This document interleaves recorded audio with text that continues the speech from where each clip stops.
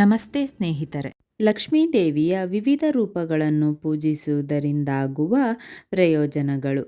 ಶ್ರೀ ಮಹಾಲಕ್ಷ್ಮಿ. ಶ್ರಾವಣ ಮಾಸದ ಸಮಯದಲ್ಲಿ ಶ್ರೀ ಲಕ್ಷ್ಮೀ ದೇವಿಯ ಪೂಜೆಯ ಮೂಲಕ ಅಧರ್ಮದ ರೀತಿಯಲ್ಲಿ ಮತ್ತು ಸೂಕ್ತ ನಿಯಮಗಳು ಮತ್ತು ನಿಬಂಧನೆಗಳನ್ನು ಪಾಲಿಸದೆ ತಮ್ಮ ಜೀವನವನ್ನು ನಡೆಸುವವರು ತಮ್ಮ ಕಳೆದು ಹೋದ ಭವ್ಯತೆ ಮತ್ತು ಕಾಂತಿಯನ್ನು ಮರಳಿ ಪಡೆಯಬಹುದು. ಶ್ರೀ ಗಜಲಕ್ಷ್ಮಿ. ಶ್ರೀ ಗಜಲಕ್ಷ್ಮಿಯು ರಾಜಮನೆತನದ ಮತ್ತು ಭವ್ಯವಾದ ಬಿಳಿ ಆನೆಯ ಮೇಲೆ ಕುಳಿತಿದ್ದಾಳೆ. ಪೂಜಿಸಿದಾಗ ಅವಳು ನಿಮಗೆ ಆನೆಯ ಅದ್ಭುತ ಶಕ್ತಿಯನ್ನು ದಯಪಾಲಿಸುತ್ತಾಳೆ. ಅದು ನಿಜವಾದ ಶಕ್ತಿ ಮತ್ತು ಶಕ್ತಿಯ ಸಂಕೇತವಾಗಿದೆ. ನೀವು ಲಕ್ಷ್ಮೀದೇವಿಯ ಸುಂದರ ಕಾಂತಿಯಾದ ಲಕ್ಷ್ಮೀ ಕಲಾದಿಂದ ಕೂಡ ಕೃಪೆಗೊಳಗಾಗುತ್ತೀರಿ. ಶ್ರೀ ಮೋಕ್ಷಲಕ್ಷ್ಮಿ.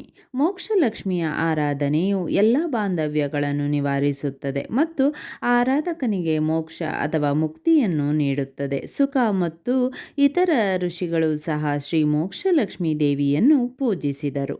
ಶ್ರೀ ಜಯಲಕ್ಷ್ಮೀ ದೇವಿ. ಯಶಸ್ಸು ಮನಸ್ಸಿನ ಶಾಂತಿಯನ್ನು ತರುತ್ತದೆ.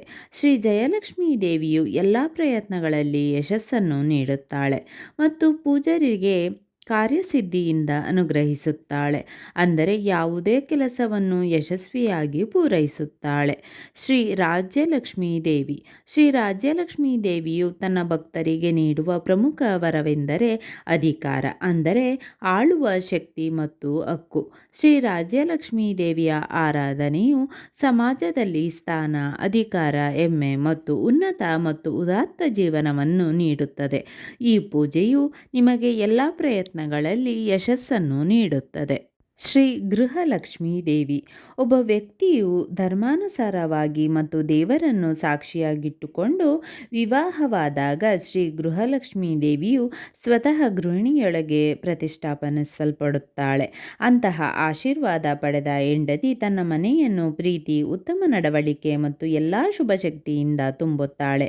ಅದು ಅವಳ ಕುಟುಂಬವನ್ನು ಶಾಶ್ವತವಾಗಿ ಆಶೀರ್ವದಿಸುತ್ತದೆ. ಆದರೆ ಗೃಹಲಕ್ಷ್ಮಿ ವಾಸಿಸದ ಯಾವುದೇ ಮನೆಯಲ್ಲಿ ಚಿಂತೆ, ಒಂಟಿತನ, ದೌರ್ಬಲ್ಯ, ಹಿಂಸೆ, ಕೋಪ, ಆತಂಕ, ಕತ್ತಲೆ ಮತ್ತು ಸಂಪತ್ತಿನ ನಷ್ಟವನ್ನು ಕಾಣಬಹುದು.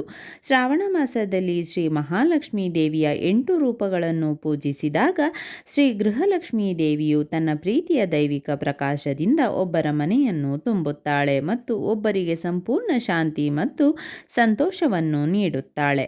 ಶ್ರೀ ವೀರಲಕ್ಷ್ಮೀ ದೇವಿ. ಯಾವುದೇ ಶತ್ರುಗಳು ನಿಮಗೆ ಅಸಹನೀಯ ಯಾತನೆಯನ್ನುಂಟು ಮಾಡುತ್ತಿದ್ದರೆ ಶ್ರೀ ವೀರಲಕ್ಷ್ಮೀ ದೇವಿಯ ಆರಾಧನೆಯು ಅವರನ್ನು ದುರ್ಬಲಗೊಳಿಸುತ್ತದೆ ಮತ್ತು ಅವರನ್ನು ವಿಫಲಗೊಳಿಸುತ್ತದೆ. ಶ್ರೀ ವೀರಲಕ್ಷ್ಮೀ ದೇವಿ ಬೇರೆ ಯಾರೂ ಅಲ್ಲ, ಭಾರತದ ಉತ್ತರದ ತುದಿಯಲ್ಲಿರುವ ಸುಂದರ ನಗರವಾದ ಜಮ್ಮುವಿನ ವೈಷ್ಣೋದೇವಿ ದೇವಾಲಯದಲ್ಲಿರುವ ಪ್ರಧಾನ ದೇವತೆ ವೈಷ್ಣೋದೇವಿ. ತಾಯಿ ಲಕ್ಷ್ಮಿಯ ಈ ರೂಪದ ಆರಾಧನೆಯು ನಿಮಗೆ ಅಪಾರ ದೈಹಿಕ ಶಕ್ತಿ ಮತ್ತು ಮಾನಸಿಕ ಧೈರ್ಯವನ್ನು ನೀಡುತ್ತದೆ. ಶ್ರೀ ಲಕ್ಷ್ಮೀ ದೇವಿ. ಶ್ರೀ ಆದಿಶಂಕರಾಚಾರ್ಯರು ಮಳೆಯ ಅನುಗ್ರಹಕ್ಕಾಗಿ ಕನಕಧಾರ ಸ್ತೋತ್ರದೊಂದಿಗೆ ಶ್ರೀ ಲಕ್ಷ್ಮೀ ದೇವಿಯನ್ನು ಪೂಜಿಸಿದಾಗ ಶ್ರೀ ಲಕ್ಷ್ಮೀ ದೇವಿಯು ಅವರಿಗೆ ಚಿನ್ನದ ಮಳೆಯನ್ನು ದಯಪಾಲಿಸಿದರು. ಹೀಗಾಗಿ ಶ್ರೀ ಲಕ್ಷ್ಮೀ ದೇವಿಯ ಆರಾಧನೆಯು ನಿಮ್ಮ ಎಲ್ಲ ಆಸೆಗಳನ್ನು ಪೂರೈಸುವ ಮಳೆಯನ್ನು ದಯಪಾಲಿಸುತ್ತದೆ. ಶ್ರೀ ಸಂತಾನಲಕ್ಷ್ಮೀ ದೇವಿ. ನೀವು ಶ್ರೀ ಸಂತಾನಲಕ್ಷ್ಮೀ ದೇವಿಯನ್ನು ಪೂಜಿಸಿದಾಗ ಅವಳು ನಿಮ್ಮ ಮಕ್ಕಳ ಯೋಗಕ್ಷೇಮವನ್ನು ರಕ್ಷಿಸುತ್ತಾಳೆ. ಅವಳು ನಿಮ್ಮ ಎಲ್ಲ ಮಕ್ಕಳನ್ನು ಸೌಮ್ಯವಾಗಿ ನೋಡಿಕೊಳ್ಳುತ್ತಾಳೆ ಮತ್ತು ಅವರಿಗೆ ಬೆಳವಣಿಗೆ ಮತ್ತು ಯಶಸ್ಸನ್ನು ನೀಡಿ ಆಶೀರ್ವದಿಸುತ್ತಾಳೆ. ಶ್ರೀ ಧಾನ್ಯಲಕ್ಷ್ಮೀ ದೇವಿ. ಶ್ರೀ ಧಾನ್ಯಲಕ್ಷ್ಮೀ ದೇವಿಯು ಧಾನ್ಯಗಳು, ಹಣ್ಣುಗಳು ಮತ್ತು ಎಲ್ಲ ತರಕಾರಿಗಳಲ್ಲಿ ತನ್ನ ಎಲ್ಲ ವೈಭವದಿಂದ ನೆಲೆಸಿದ್ದಾಳೆ. ಹಸಿವು ನೀಗಿಸಲು ಮತ್ತು ನಿಮ್ಮ ಮನೆಯಲ್ಲಿ ಹೇರಳವಾದ ಆಹಾರ ಸಾಮಗ್ರಿಗಳ ಆಶೀರ್ವಾದಕ್ಕಾಗಿ ನೀವು ತಾಯಿಯ ಈ ರೂಪವನ್ನು ಪೂಜಿಸಿದಾಗ ದೇವಿಯು ತನ್ನ ಹೇರಳವಾದ ಅನುಗ್ರಹದಿಂದ ನಿಮ್ಮನ್ನು ಆಶೀರ್ವದಿಸುತ್ತಾಳೆ. ಶ್ರೀ ಸೌಂದರ್ಯ ಲಕ್ಷ್ಮೀ ದೇವಿ. ಶ್ರೀ ಸೌಂದರ್ಯ ಲಕ್ಷ್ಮೀ ದೇವಿಯು ನಿಮ್ಮ ಮನೆಯಲ್ಲಿರುವ ಎಲ್ಲ ಅಲಂಕಾರಿಕ ಆಭರಣಗಳಲ್ಲಿ ವಾಸಿಸುತ್ತಾಳೆ ಮತ್ತು ನಿಮ್ಮ ಭೌತಿಕ ದೇಹವನ್ನು ಸೌಂದರ್ಯ, ಕಾಂತಿ ಮತ್ತು ದೈವಿಕ ತೇಜಸ್ಸಿನಿಂದ ಅಲಂಕರಿಸುತ್ತಾಳೆ. ನೀವು ಈ ದೇವಿಯನ್ನು ಪೂಜಿಸಿದಾಗ ಅವಳು ನಿಮಗೆ ಸವಾಲೊಡ್ಡುವ ಎಲ್ಲ ಅಶುಭ ಶಕ್ತಿಗಳನ್ನು ತೆಗೆದುಹಾಕಿ ನಿಮ್ಮ ಮುಖವನ್ನು ಎಲ್ಲ ಶುಭಗಳ ಕಾಂತಿಯಾದ ಲಕ್ಷ್ಮೀ ಕಲಾದಿಂದ ಒಳೆಯುವಂತೆ ಮಾಡುತ್ತಾಳೆ.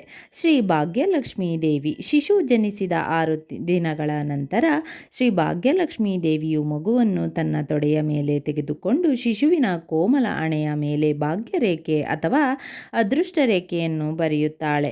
ಶ್ರೀ ಭಾಗ್ಯಲಕ್ಷ್ಮೀ ದೇವಿಯು ಸೃಷ್ಟಿಕರ್ತ ವಿಧಿಯಿಂದ ವಿಧಿಸಲ್ಪಟ್ಟ ಶಿಶುವಿನ ಭವಿಷ್ಯವನ್ನು ಸಂಪೂರ್ಣವಾಗಿ ಬದಲಾಯಿಸಬಹುದು.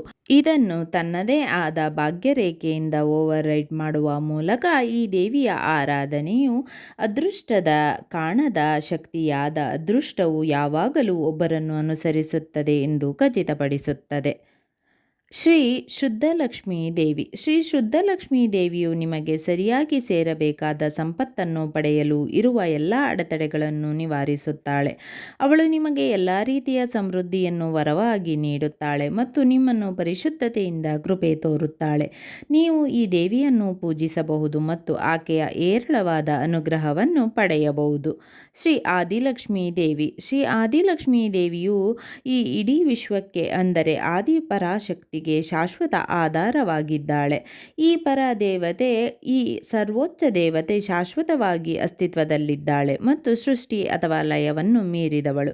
ಈ ದೇವಿಯ ಅನುಗ್ರಹ ನಿಮ್ಮಲ್ಲಿದ್ದರೆ ನೀವು ಸಂಪೂರ್ಣವಾಗಿ ಶುಭ ಘಟನೆಗಳನ್ನು ಅನುಭವಿಸುವ ಆಶೀರ್ವಾದವನ್ನು ಪಡೆಯುತ್ತೀರಿ ಮತ್ತು ಬಡತನವು ನಿಮ್ಮ ಹತ್ತಿರ ಎಂದಿಗೂ ಬರುವುದಿಲ್ಲ. ಶ್ರಾವಣ ಶುಕ್ರವಾರದಂದು ನೀವು ಈ ಶ್ರೀ ಲಕ್ಷ್ಮೀ ದೇವಿಯನ್ನು ಪೂಜಿಸದಿದ್ದರೆ ಶ್ರೀ ಲಕ್ಷ್ಮೀ ದೇವಿಯ ಅನುಗ್ರಹವನ್ನು ಪಡೆಯುವ ಒಂದು ಉತ್ತಮ ಅವಕಾಶವನ್ನು ನೀವು ಕಳೆದುಕೊಳ್ಳುತ್ತೀರಿ.